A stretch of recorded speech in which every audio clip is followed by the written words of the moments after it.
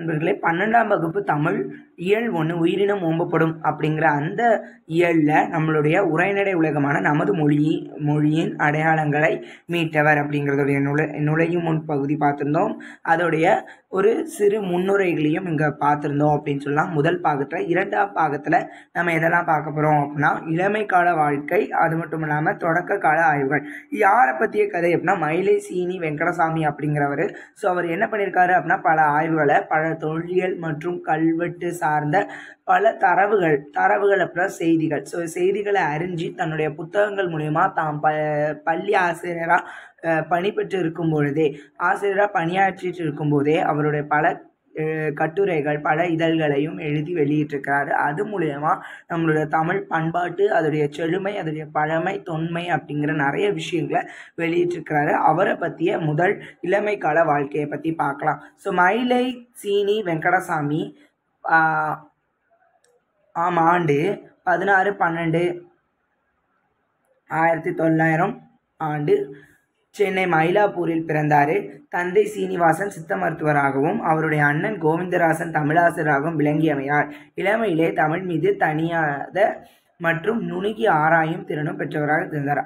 மயிலை சீனி வெங்கடசாமி அப்படிங்கிறவர் சென்னை மயிலாப்பூரில் பிறந்தவர். இவருடைய அப்பா சீனிவாசன், இவர் சித்த மருத்துவராக இருந்தார். அவருடைய அண்ணன் கோவிந்தராசன் தமிழாசிரியராக வேலை பார்த்துட்டு இருந்தார். அப்போவுமே அவருக்கு இளமையாக இருக்கும் பொழுதே தமிழ் மீதில் தானாகவே அதை சார்ந்து அதை ஆராய்ஞ்சு திறனும் அவருக்கு என்ன கிடைச்சிது அப்படின்னா கிடைச்சி வளர்ந்துட்டு இருந்தார்.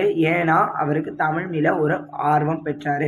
தந்தையின் சித்த மருத்துவ பின்புலமும் அண்ணனின் தமிழ் பின்புலமும் ஆகியவையே தன்னை வரலாற்று ஆய்வாளராக உருவாக்கியது என்பதை இவ்வாறு கூறுவார். அவர் என்ன சொல்றாரு அப்படின்னா, தந்தையோட சித்த மருத்துவத்துடைய பின்னாடி நான் யோசிச்சு பார்க்கும் போதும் சரி, அண்ணனுடைய தமிழ் பின்னாடி யோசிச்சு பார்க்கும் போதும் சரி, அதோடைய வரலாற்று ஆய்வாளராக அதுதான் என்னை உருவாக்குனுச்சு அப்படிங்கிறத அவர் சொல்றாராம்.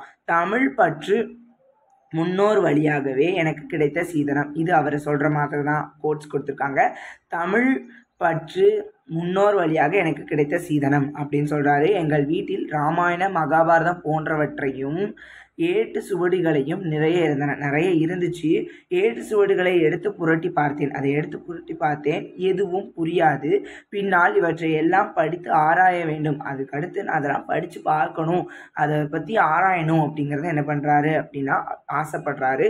அவருக்குள்ள அந்த எண்ணம் எழுது. பின்னால் நான் செய்ய புகுந்த இலக்கிய வரலாற்று கல்வெட்டு ஆராய்ச்சியாளர்களும் அன்றே என் மனதில் வித்தூன்றி விட்டேன். ஸோ அதுக்கடுத்து என்ன பண்ணுறாரு, இலக்கியம், வரலாற்று, கல்வெட்டு ஆராய்ச்சி அப்படிங்கிறதுலாம் அவரோட மனசில் அவர் என்ன பண்ணியிருக்கிறாரு, பதிச்சு வச்சுக்கிட்டாரு. ஆசிரியர் பயிற்சி பெற்று அவர் டீச்சர் ட்ரைனிங் 25 ஆண்டு டீச்சர் ட்ரைனிங் முடிச்சுட்டு 25 ஆண்டுகள் ஆசிரியராக பணியாற்றினார். பாடம் கற்பிக்கும் நேரத்தை தவிர, சொல்லிக் கொடுக்குற நேரத்தை தவிர மற்ற நேரங்கள் எல்லாமே அந்த வளாகத்தை அது சம்மந்தமாக இல்லாமல் ஆய்வாளராக தம்மை உருவாக்கிக்கிட்டார். ஆசிரியராக மட்டும் இல்லை, அவர் ஆய்வாளராகவும் என்ன இருக்காரு அப்படின்னா தன்னை உருவாக்கிக்கிட்டாரு. கட்டுரையோ நூலோ எழுதும் முன் தரவுகளை சேகரித்து தமது ஆய்வுக்கு ஏற்றதை ஒப்பிட்டு ஐயமிருப்பின் மற்றவர்களை கேட்டு தெளிந்த பிறகே வெளியிடுவார். இந்த வரிகளில் என்ன சொல்லியிருக்காங்க அப்படின்னா, கட்டுரை நூலோ ஏதோ ஒன்று எழுத போகிறாரு அப்படின்னா பல செய்திகளை சேகரிச்சுக்கிடுவார். அது ஆய்வுக்கு சம்பந்தமாக எதை பற்றி அவர் எடுக்கிறாரோ அந்த சம்பந்தமாக என்ன பண்ணிக்கிறாரு, பல செய்திகளை எடுத்துட்டு ஒப்பிட்டு பார்க்குறாரு. ஏதோ ஒரு ஐயம் அப்படின்னா என்னது, சந்தேகம் இருந்துச்சு அப்படின்னா அதை மற்றவங்கள்ட்ட கேட்டு அது தெளிஞ்சிட்டு தான் அவர் என்ன பண்ணுவார், அதை வெளியிடுறாரு. அதுக்கடுத்து விபுலானந்த அடிகள், கா சுப்பிரமணியர், திருவிக, தே.பொ. மீனாட்சி சுந்தரம்,